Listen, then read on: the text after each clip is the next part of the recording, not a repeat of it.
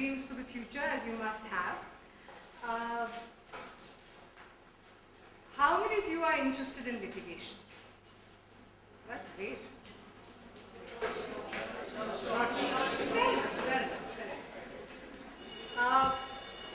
You know, I've had occasion to say this before, but I'll say it again. While everybody likes a good life, so do I, and everybody likes the security of jobs in big corporates, everybody likes to be part of big law firms and go up the ladder. And in that sense, it's reasonably trouble-free. I think if you're a lawyer, you must have a taste of litigation. You can do what you want to with your lives later on, but unless you know how the system, and the only way you know how a system works is through a court. You know exactly what's happening. You don't have to. It's a mirror image of the country for you. So you will see corruption at close quarters. You will see dishonesty at close quarters. You will see sometimes the exhibition of great values at close quarters. Things that appeal to you, that really touch your heart. And you will see mediocre people very, very close to you. System is full of mediocre people, starting from the highest court of the land. This is a country which does not celebrate excellence. And when it doesn't celebrate excellence, as students of a premier law institute, I just need you to ask yourself a question. Can we be part of a system which is otherwise mediocre and help change it so that some weightage is given to excellence? Now, what we all feel very disturbed about is there are laws and laws and more laws in India. Nobody follows them, least of all the judiciary. Now, so as a consequence of that, there are very interesting conversations we have. I remember just 2 days ago, I was in chambers in the morning, we were rushing to court when one client came to meet a colleague of mine and he was asking, I don't even know the context of the case, but he kept saying, so this is the law, right? And my colleague looked up, he's a barrister from England, and he said, as of 10:30, this is the law. I don't know what the Supreme Court will say at 10:31. So this is the inconsistency in our standards. You know, one bench doesn't follow the judgment of another bench. That's why on one subject you'll have 10 contrary judgments, and I'm not surprised that anyone will be confused. So you'll have any number of judgments saying one thing, and any number of judgments saying the exact opposite. Somewhere, I think, we should be on a mission to try and pack our courts and our system with people like you who genuinely have the guts to come out and tell courts that we're not going to tolerate this. You have to follow the law. Now, in the previous discussion, I was aggrieved because Bachchan Singh is not being followed. For God's sake, it also upheld the death penalty. But I'm not talking about that.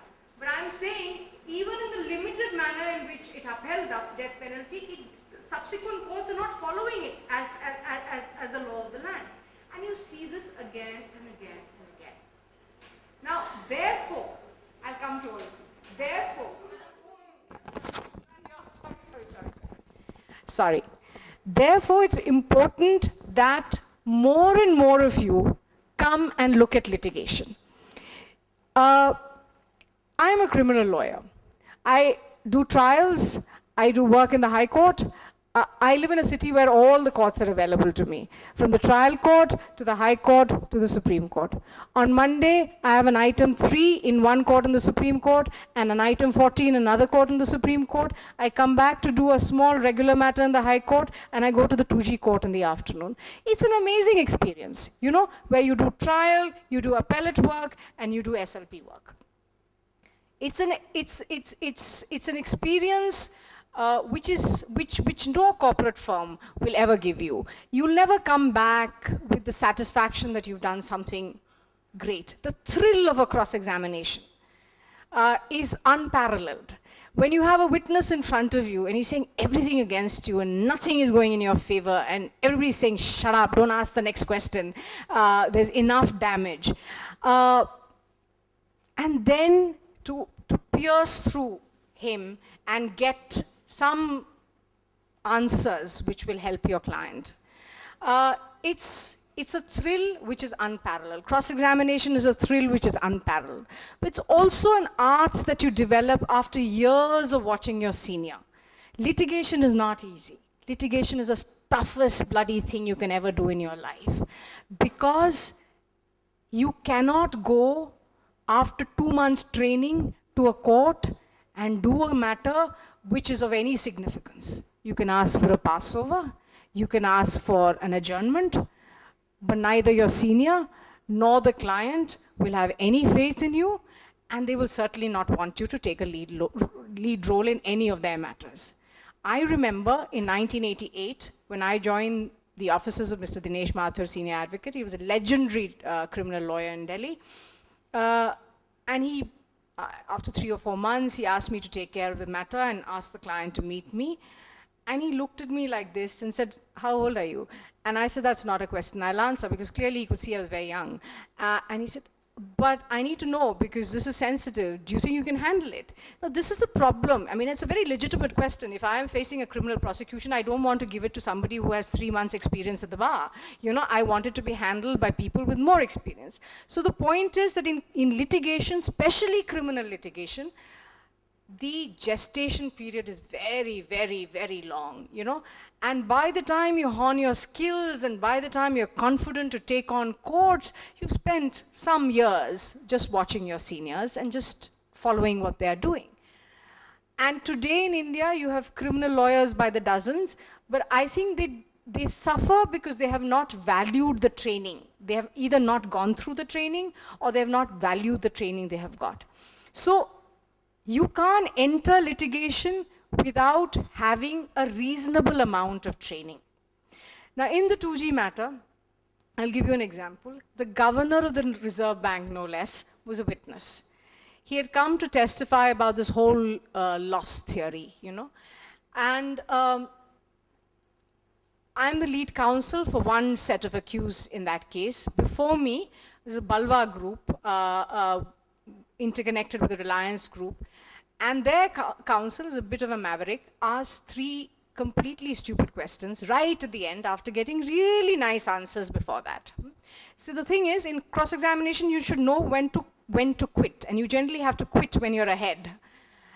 So when you ask a direct question like, Mr. Governor, so there was no loss in this case, right? Now he's going to respond and say, of course not, there was loss in this case, and the loss amounts to so many lakh rupees. You know, you're screwed. You're totally out after that. You asked a stupid question, you'll get an answer like that. So the idea is never to ask a direct question like that. So the judge was very happy. Dekha, pooch liya question, aa gaya answer. So he was very happy because anyway, all judges are prosecution-minded, and everybody in court was very disturbed because it clearly was damaging evidence.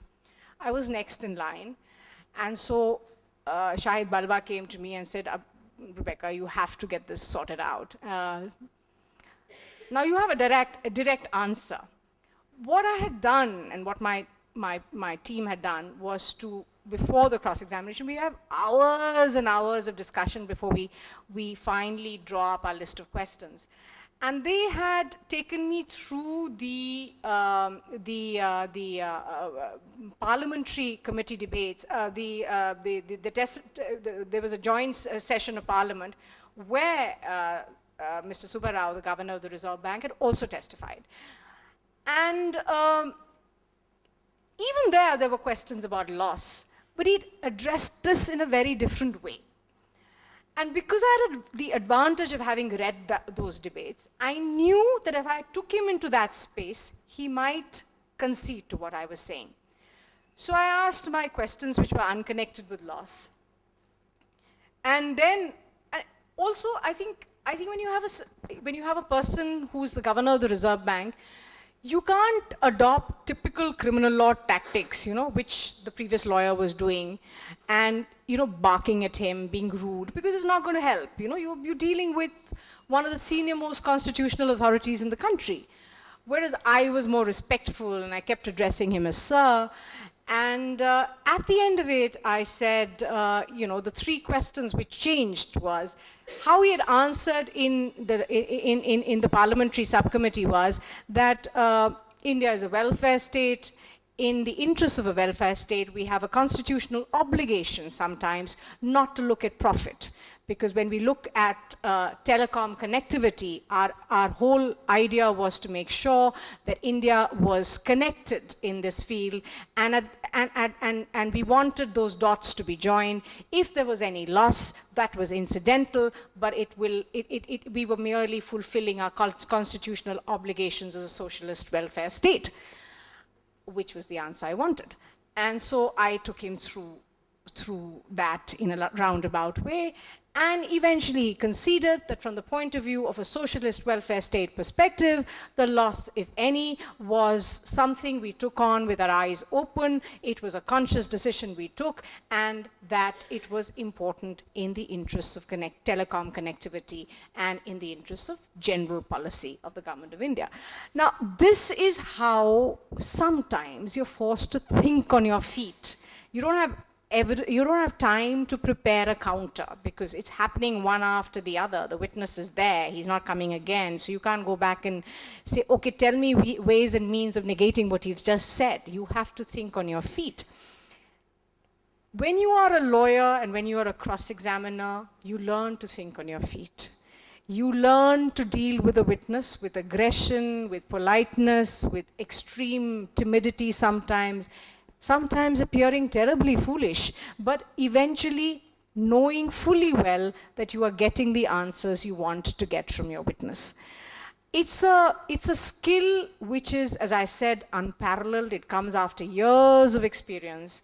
When I started doing trial court work, one of my seniors told me that it's not the question that you ask which is important, it's the question that you do not ask which is important. So when you're preparing a witness, make sure that you make a list of questions that you will never ask that witness. Only then prepare the list of questions that you will ask that witness, because there are some answers I do not want on the record. If I ask, I know he will open his mouth and say it, so wo poochna hi mat. However, so actually when you know what not to ask, the list of questions that you have to ask are very few, because everything comes in the category of not to ask, especially if the witness is an intelligent witness. So that's an art. That's an art you develop. In the appellate law, now how does trial work help you when you're an appellate counsel? Trial work helps you when you're an appellate counsel because you know every provision of this book, upside down, inside out, much better than any of the High Court or Supreme Court judges, because they've never done trial work. And therefore, when they ask silly questions, you're able to rebut them and say, this is not the way it is, the law actually is different. So an appellate lawyer who has had trial court grounding is always a better appellate lawyer, because his or her understanding of the law is much sounder. The difficulty in India is good trial court lawyers don't come for appeals, good appellate lawyers don't do trials, and so there is a disconnect.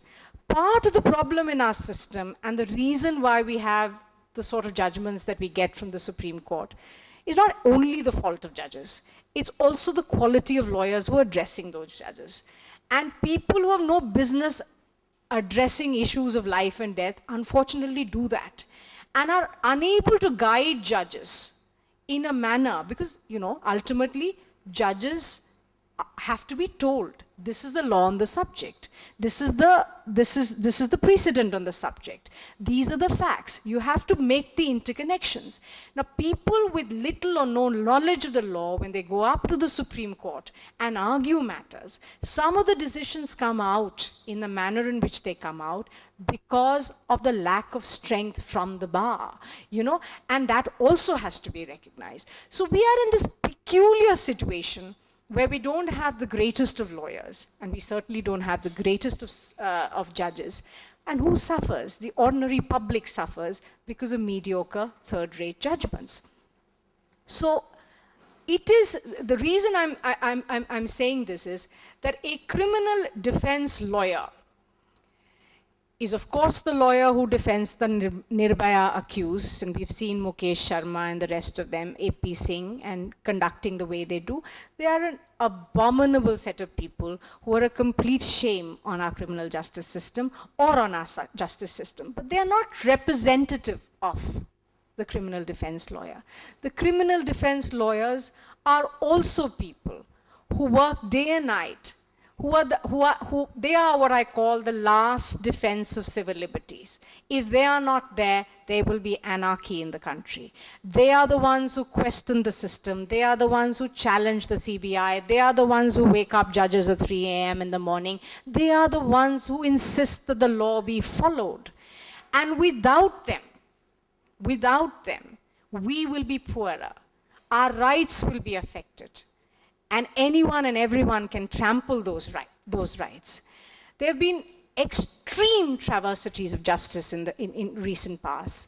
I'm not giving you obvious examples, but these are cases that you may or may not have even heard of.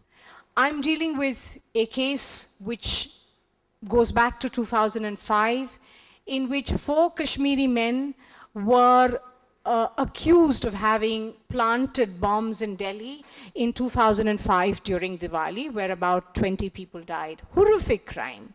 If you look at the way it has been investigated, it is a shame on any investigating agency that it is such a mindless investigation, such bad evidence in that case.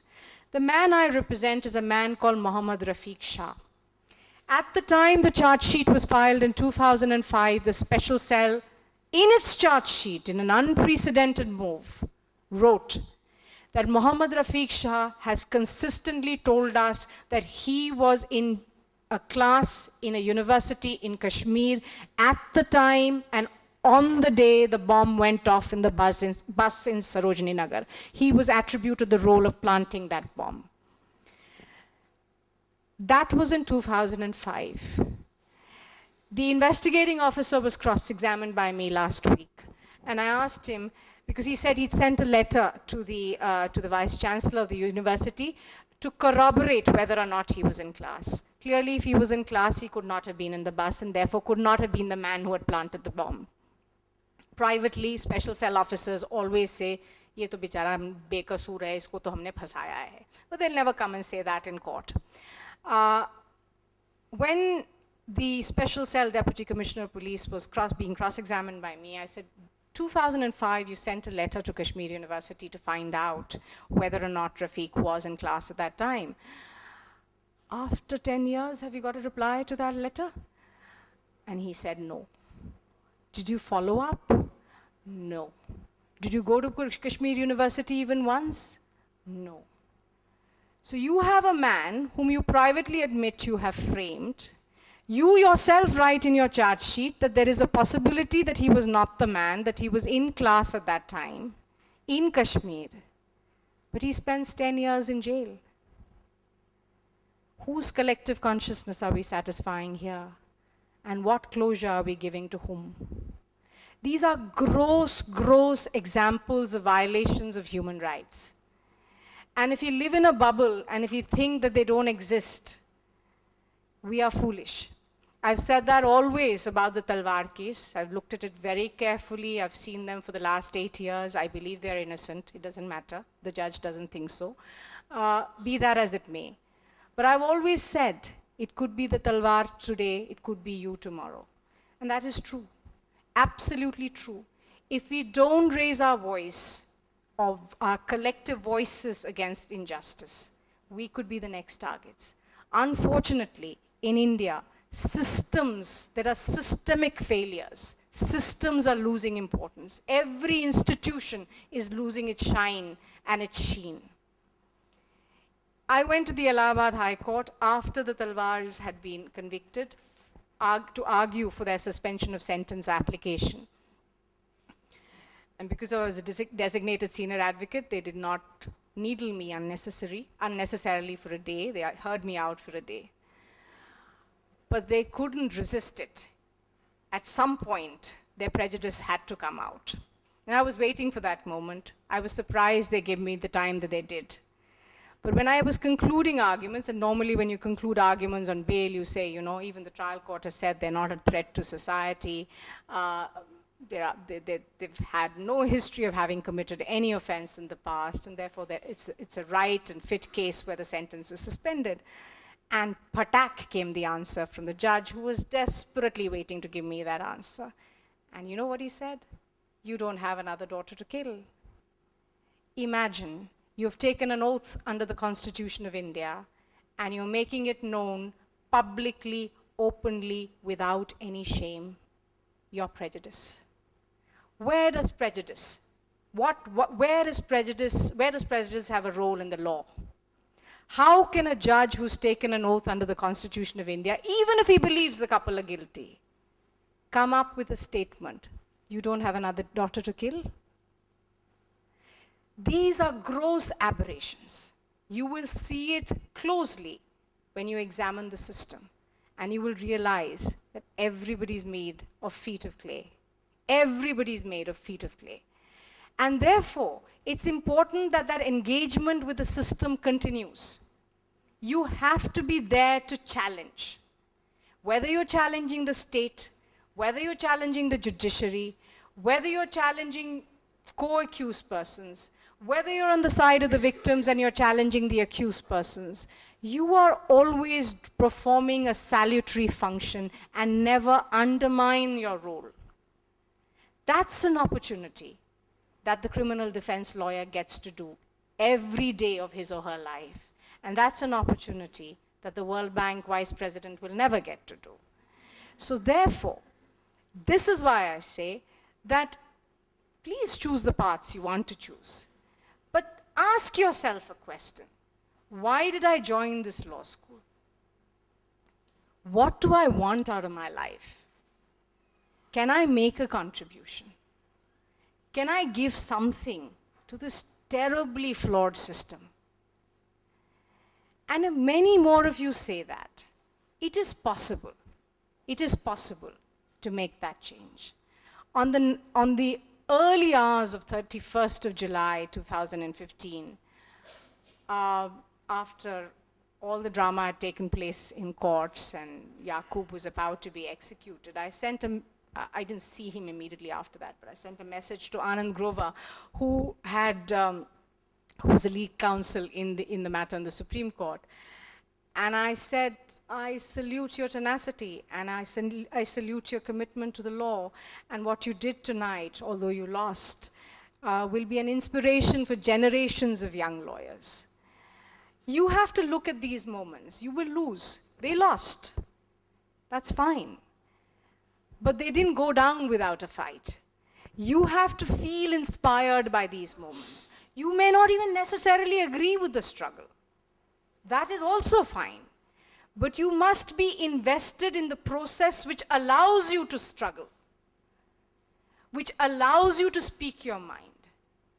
And increasingly, our voices are being muzzled. Everything is becoming an offense. We are a country which cannot even take a joke. We are a country which is so easily offended. We are a country where criminal defamations fly left, right, and center. So much so that the Supreme Court is actually judging the constitutionality of criminal defamation. So don't let that space shrink. Because if you allow that space to shrink, it's already shrunk beyond imagination. If you allow that space to shrink, you, even as corporate lawyers, will not have a place to stand. And that is why I believe that at least some of you from each of your classes must go into litigation. May not be criminal litigation, may not be pure criminal litigation, but that's the only way you can connect the law with the human being you're representing. And that is the greatest gift that has been given to us as lawyers. Use it. Thank you.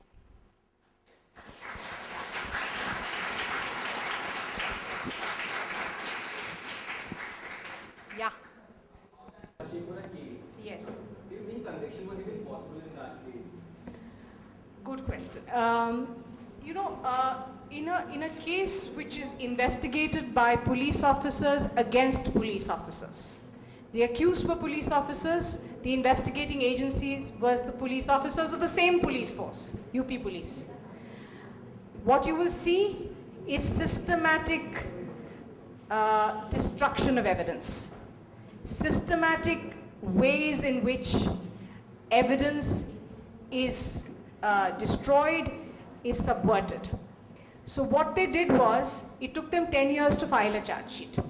Incident is of 87, they filed the charge sheet in 96, in a court in Ghaziabad. From 96 to 2002, it gathered dust in a court in Ghaziabad because you see the accused were all police officers, and unless the investigating agency tells a court कि भैया ये charge sheet आई है, आप जरा summons issue कीजिए, he will also not issue summons. So there was open complicity, so nobody told them. In 2003, the victims finally moved the Supreme Court and asked for the case to be transferred to Delhi. That happened in 2004. In 2006, I argued on behalf of the victims and charges were framed. Between 2007 and 2011, prosecution evidence took place. All the investigating officers of the case were dead or dying and couldn't be brought to court. The 5 surviving eyewitnesses were men who had been injured and thrown into the canal thinking they were dead. Now, they gave an exact account of what happened, but they could not identify the 19 policemen. Neither could any one of us if we were in their position, because it was in the middle of the night. The policemen were wearing helmets, they were in uniform, they were frightened, and therefore they couldn't see their faces, they couldn't identify. That was used against them, saying that since you didn't identify them, we don't find the link evidence. In answer to your question, the charge sheet filed against them was very, very, very weak. Indeed, if there was a conviction, that would have been a travesty, because under the law, nobody could have convicted these people. It was extremely weak. And that was through design, that was deliberate, because, and the Supreme Court says this, that because of the ties of brotherhood, a police officer investigating another police officer will make sure that that correct evidence is never brought on record. And the same thing happened there. Can you ever imagine a situation where 43 people are killed and you cannot find evidence to convict the erring police officer? It can only happen in India. Anything else? Yeah.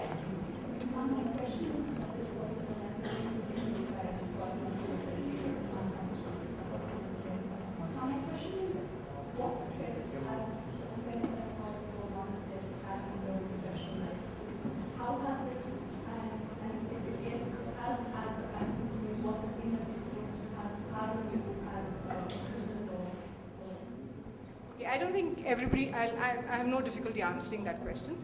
And you've not treaded on anything which I can't speak on. But her question is intensely personal, so for those of you who don't know it, I will say it. On March 8th, 2011, ironically International Women's Day, I lost my mother to a horrific crime. She was murdered, strangulated in fact, the other side. They wanted to do the right thing. But they were so ill-equipped to conduct an investigation. And it speaks volumes for investigating agents. This is the Delhi police. You can imagine how bad they are. That house where my mother lived became a media circus. Everyone was trampling into the crime scene. Anyone and everyone was touching everything. Everyone thought it was their right to enter the room where she was lying in that helpless condition. And the police was doing nothing to control the crowds. Police officers were moving around without gloves, touching material pieces of evidence, and thereby ensuring that no fingerprints would ever be lifted which could match with any offender, because they would all come back smudged. All of this was happening like a bad, horrific dream in front of my eyes. Many members of the bar, I think half of Delhi was there at that time, we tried to pull ourselves to the back lawns of our house, insisting that the crime scene be cordoned off. A thing like a simple yellow ribbon is unknown to police investigating agencies in India. They don't ever cordon off a crime scene. And it was never cordoned off. You can say, because of who I am, and because of the fact that from judges to senior police officers were invested in cracking the case, the perpetrators were caught 2 days later. They're still facing trial in what seems to be like an endless trial. It's been 4 years. The trial is still not over. But for a very, very long time, I was unable to look at a typical IPC offense case. And I disconnected myself from doing the cases which had these kind of cases of bodily injury. Luckily for me, in April of the same year, the 2G case started. And it somehow seemed easier to deal with spectrum and telecom policy and all those abstract things which made absolutely no difference to me. And I happily took it on, and it consumed my time. And whatever else people might think of the 2G case, I am thankful to it because it gave me the time to recover. It was a case which was all-consuming. It was a case to which all of us had to devote 24 hours a day. And it, in its own way, helped me come to terms, it gave me that space to work in between where I was not looking at post-mortem reports and blood. Having said that, I think even when you go through personal tragedies, and people have asked me this question, what is it, don't you want those guys hung, don't they want, there is a moment of anger, there are moments of extreme bitterness, there are moments when all of those emotions you spoke of comes there, but eventually your intellectual and professional training kicks in, your value system kicks in, and you, because your value base is so strong, you say that I want punishment, definitely. My mother deserves justice, but I don't want to be part of the lynch mob. So I will never ask for something that I won't ask for others. The parameters and the judgments that I impose on others is the same for me in my personal life. And while my own whole office goes on every date of trial, they will walk out on the date of sentencing, because after that our role is over. Right? And I think my mother would have been proud of that. So I do speak from personal experience when I say, when you use words like closure, I don't think I've got closure. I don't think I'll ever get it in my life. Maybe I'll spend the rest of my life carrying this pain. The pain diminishes after a while, but you never forget it. You learn to live with it because you have no option. So you learn to live with it. You learn to try and move forward, but it never leaves you. And seeing one of the two of them hanged or some funny punishment given to them will not enhance me as a human being or as an officer of the law. So it ends there. It ends with punishment. It doesn't end with, it certainly will not go to sentencing. Yeah. Ma'am, may I ask why you picked criminal law over any other sort of? Pure accident. I had no idea I was speaking, we didn't come from the space you guys come from. We were really gavars back in the day. We went to this place called Campus Law Center where real life crimes used to happen in front of us. We didn't have to actually see it. suddenly used to come out of a class and we used to actually see a stabbing in front of us and you say, oh, ye kya ho gaya? You know, and then, so it was a different space. There was no, you know, all of the 2 or 3 great lecturers we had were Professor Upendra Bakshi, Professor B.B. Pandey, and so all those classes used to be filled. Otherwise, it was general, it hota tha, kar lo, by the constitution, you know, it was that kind of stuff. I don't think any of us had any idea what we wanted to do. This is, of course, pre the 5-year law school thing. And once we finished law, I was as clueless as before I started law. And a very, very, very, very close friend of mine, whose father was a legendary trial lawyer in Delhi, he could see the confusion and he said, okay, you go to Dinesh. And I didn't know who Dinesh was. And I said, okay, I'll go to Dinesh, whoever he is. and he says, so I've called him up, you call him up. So I said, what's his full name? So he said, Dinesh Mathur, you don't even know his full name. So I said, okay. There was no net, there was no Google. I didn't know who he was. I didn't know he was a legend. I didn't know which area of law he did. So I called him up and he seemed pretty frightening on the phone. And he said, okay, come and meet me tomorrow. And I went to his office in Daryaganj. It was a pretty packed office. Back in the day, there were really good senior people in his office. But I heard language that I was totally unfamiliar with, you know, and it was flying left, right, and center. It was, you know, this lovely North Indian Punjabi flavor, AC, BC, DC, everything. And I was saying, what kind of animal have I been referred to, you know? And I remember calling up my friend that night. I can even disclose her name. She's a great, as far as I'm concerned, a great partner and fellow traveler, Vrinda Grover. And I said, Vrinda, who has uncle referred me to? They were saying all these things. Look at the galis they were exchanging. She said, criminal law office mein yahi hota hai. So I said, so she was used to it because her father was a criminal lawyer. And that was when I first realized he was a criminal lawyer. I was too frightened to ask Mr. Grover whether he could refer me to anyone else. Even if I had asked, he would say, "Acha office hai, udhar hi kaam karo."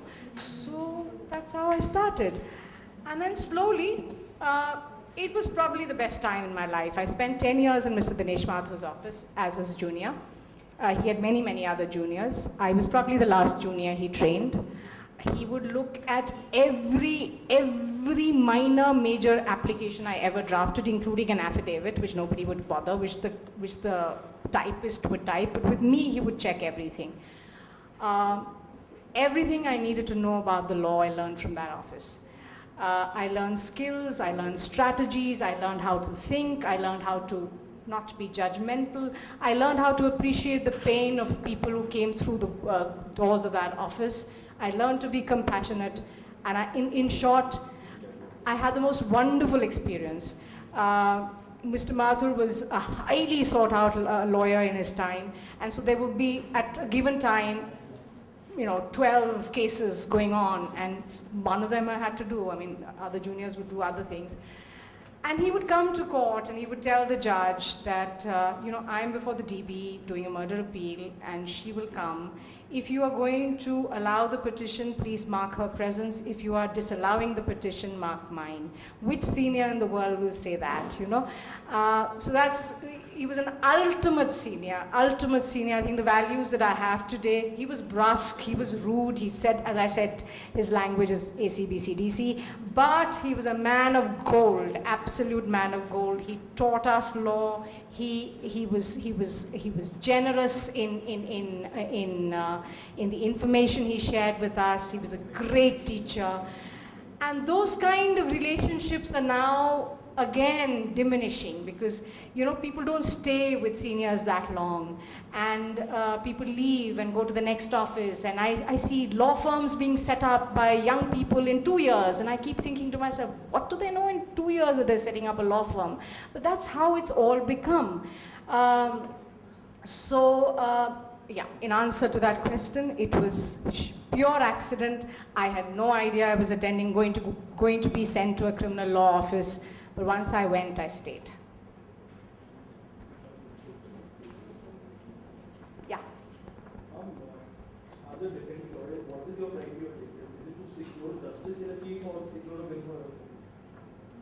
secure a? Win for your money.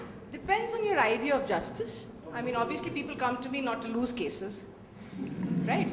I mean, they engage me to win cases. But very often, I think clients are very, they have a very clear understanding of their cases, most of them, you know. They know what is the evidence against them, what is the evidence in their favor. They know that sometimes this could go either way.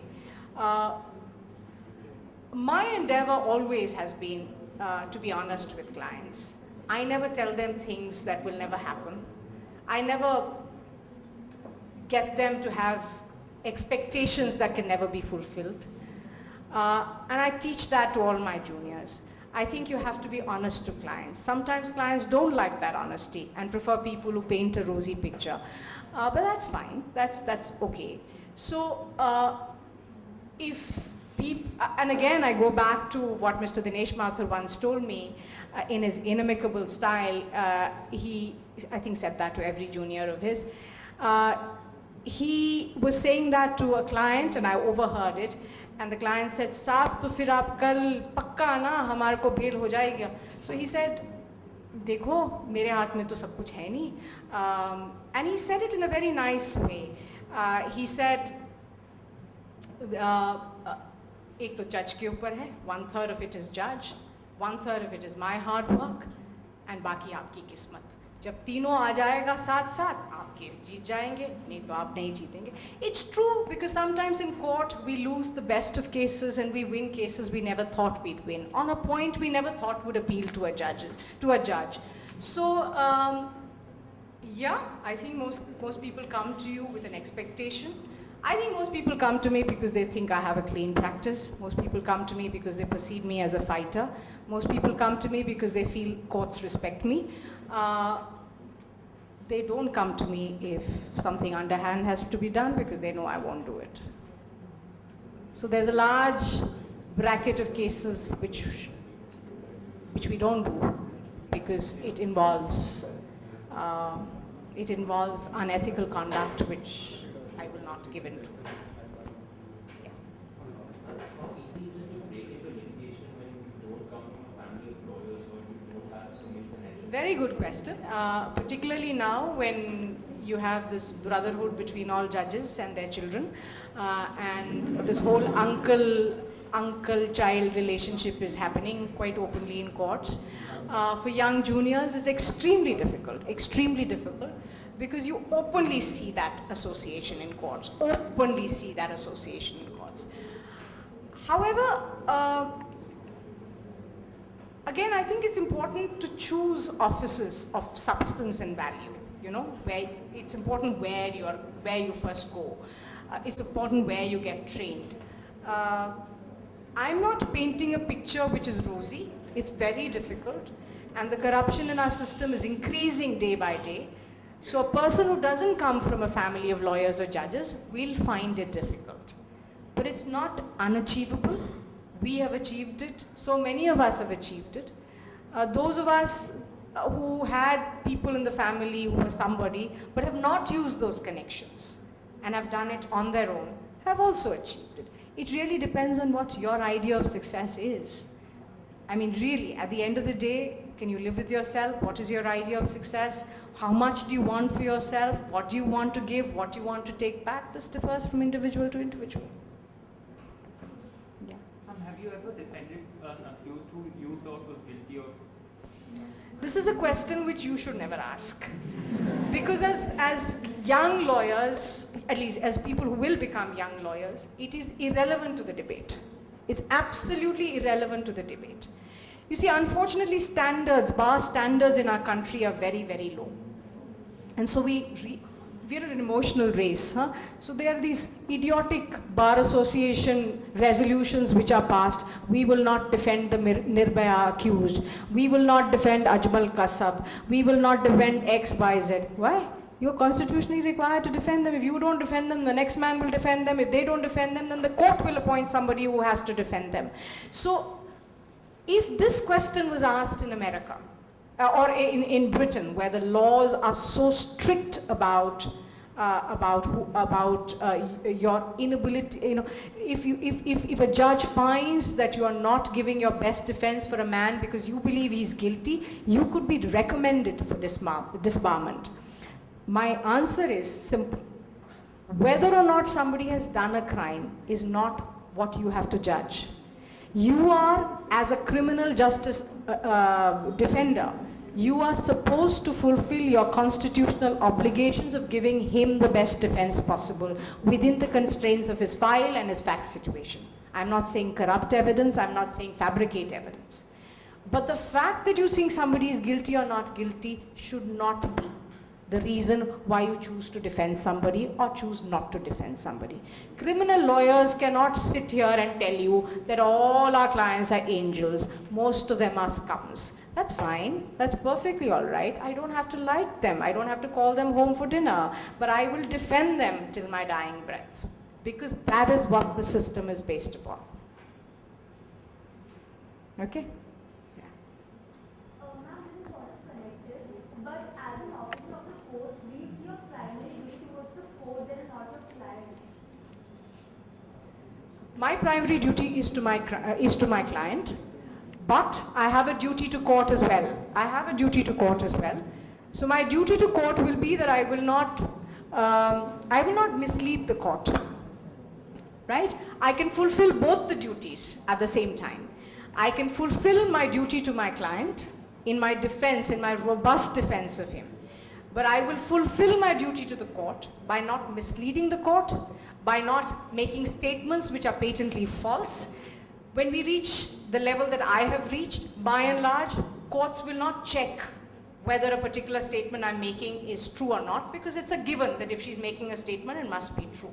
That can be exploited, because very often you don't come under the radar. So my duty to the court is never to mislead the court. Whether I'm found out or not is a separate issue. So I can fulfill both the obligations, and there can be no conflict between the two obligations.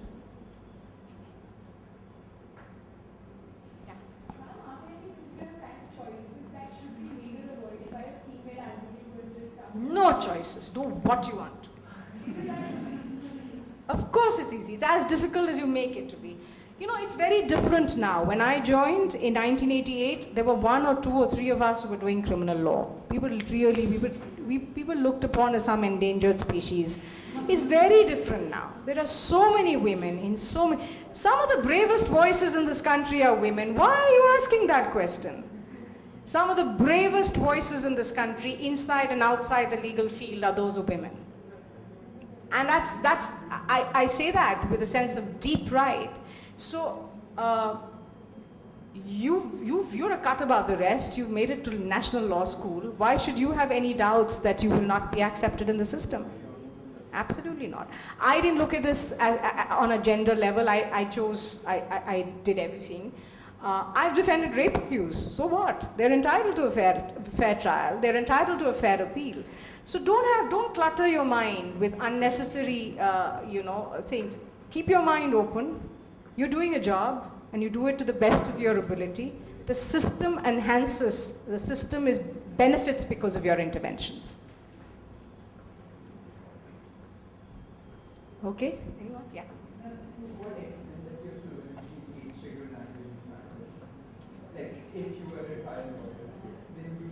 If you're in Delhi, you must know Hindi. Actually, a strange Hindi. It's a bit Haryanavi Hindi. Yes, but you have to know Hindi.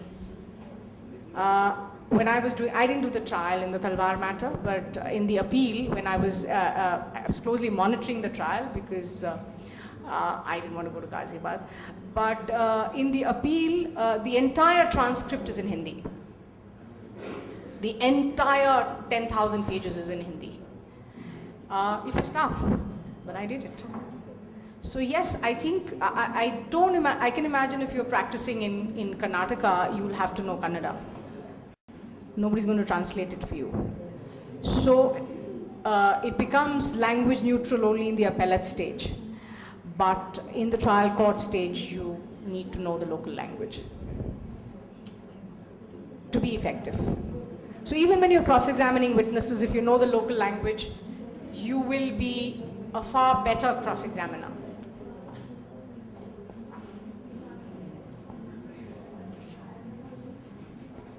Okay, thank you very much. Wonderful meeting all of you. All the best. I hope all of you do very, very well.